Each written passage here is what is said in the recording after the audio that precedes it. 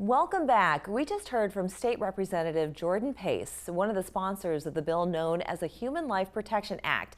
Joining us now is Representative J.A. Moore, representing the state's 15th district, which includes Charleston and Berkeley counties, with his take on the proposed bill and why he thinks this bill, like the one that preceded it, could be a devastating blow to human rights. J.A., thank you for coming on with us. I know you're on the move. You're at the airport right now, so we'll try to get through this. But of course, this proposed bill, it is essentially supposed to disallow abortions in the state of South Carolina, but it does outline a few exceptions, including medical emergencies.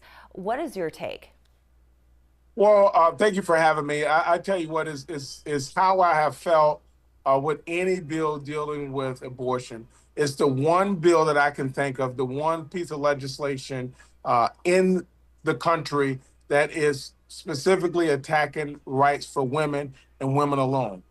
This doesn't affect men's personal choices, their healthcare choices. And this is just another example where government, no matter how I feel personally, government should not be in the business of telling women what they should be doing with their bodies.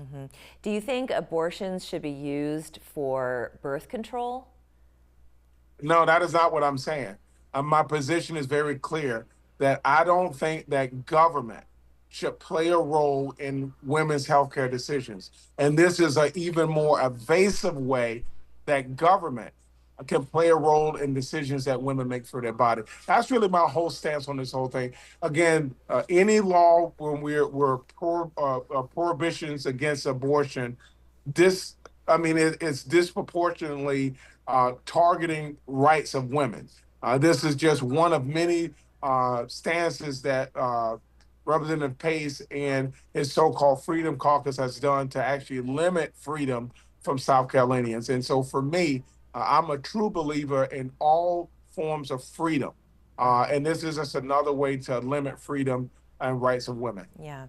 Well, about 9% of reported abortions in 2022 here in the state were performed on women under 20 years old. So what can the state do to better protect young women, can do better to promote education and maybe a culture shift in certain cases? I understand that not every pregnancy termination is created the same. However, there are instances in which some of these abortions are administered simply to terminate a pregnancy. And maybe there's something else missing within our culture that needs to be addressed. Yeah, I think we need to do everything we can to protect young people, especially young women. We need to do everything we can, not just to educate young women about the consequences of having sex, but also young men. Young men play an important role. As they always say, it takes two to make a child. So, young men need to be better educated on their responsibilities when they're having unprotected sex. And also, there's a culture, not just here in South Carolina, but across the country, where too often young women are victims of violence. Young women are victims too often of rape, statutory rape, and therefore, so we need to make sure we do everything that we can protect women. But again, to go back to my stance on abortion as a general stance, we want to do everything we can to make sure that we give women all the rights that men afford. But we do need to do a lot when it comes to education.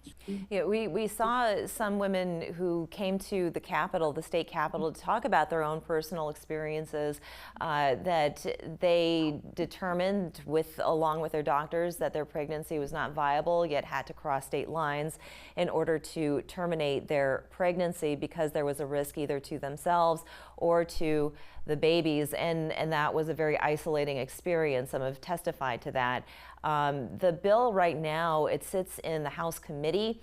What do you think, what do you predict, if you had a crystal ball, where this bill is going to go, though it's still in the House? Do you think it's going to get passed and head to the Senate? And what do you think will happen after that? Unfortunately, as we have seen in previous years, that there's an agenda to take away rights for women. And unfortunately, We have to do everything we can to fight it. So my response to that is not to not answer your question, but I would rather respond that it's the obligation of those of us that truly believe in freedom and rights for all to fight against it, to do everything that we can to make sure that women in this state have all their due rights. And so my call to action to everyone that listens to this interview and your previous interview, Mr. Pace, is that we got to do everything we can to make sure that government, and let me be clear about this. This state government is predominantly men. It's a government of predominantly men making decisions for, the majority of this state, which are women. Right. There are more women in the state than men, and it's a predominant male-led legislator that are telling women what they can do and not do with their bodies. So much so when we had really strong, brave women, Republican senators who fought against the bill just a year ago. All of them have been voted out of office. All of them have been replaced by men who wants to control women's body. I think it's a travesty. J.A. Moore, thank you so much. Always appreciate your input on these things, and we want to wish you safe travels as well. Thank you. Thank y'all so much. We'll be back after this.